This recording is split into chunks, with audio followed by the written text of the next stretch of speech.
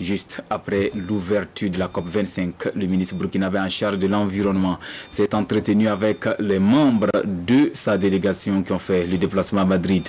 Ensemble, ils ont revisité les dossiers à défendre à la tribune, car le Burkina subit aussi les effets néfastes des changements climatiques et cette COP25 donne l'occasion d'exiger des pollueurs une compensation en vue de soutenir les populations vulnérables. Le point de la rencontre avec nos envoyés spéciaux à Madrid, Jean Zongo et Mounira Kéré.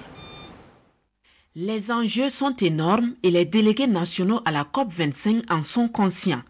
Il faut relever les défis, celui d'user des bons arguments pour convaincre les pays industrialisés à revoir à la hausse leurs engagements de réduire de façon significative l'émission de gaz à effet de serre.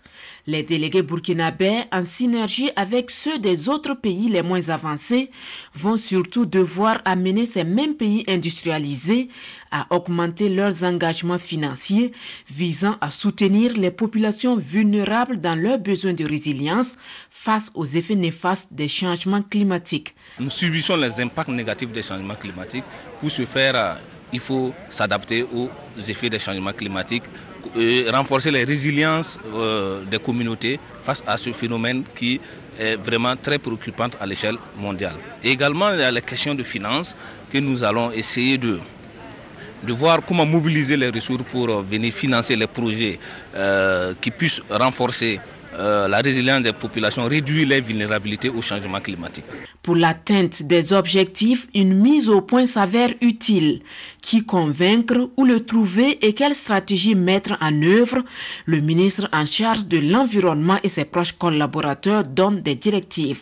Pour maximiser, avoir une bonne participation de Burkina Faso, faire une meilleure répartition de l'ensemble de ces délégués dans des différentes thématiques afin que chacun puisse apporter sa pierre aux discussions pour que nous puissions voir à la fin quels ont été les points saillants de cette COP, quelles ont été les grandes orientations, quelle a été la part également en termes de contribution de Burkina Faso. La délégation burkinabé a 12 jours pour faire valoir ses compétences de bon négociateur afin que le Burkina puisse tirer le meilleur de cette rencontre internationale sur le climat qui se déroule du 2 au 13 décembre à Madrid.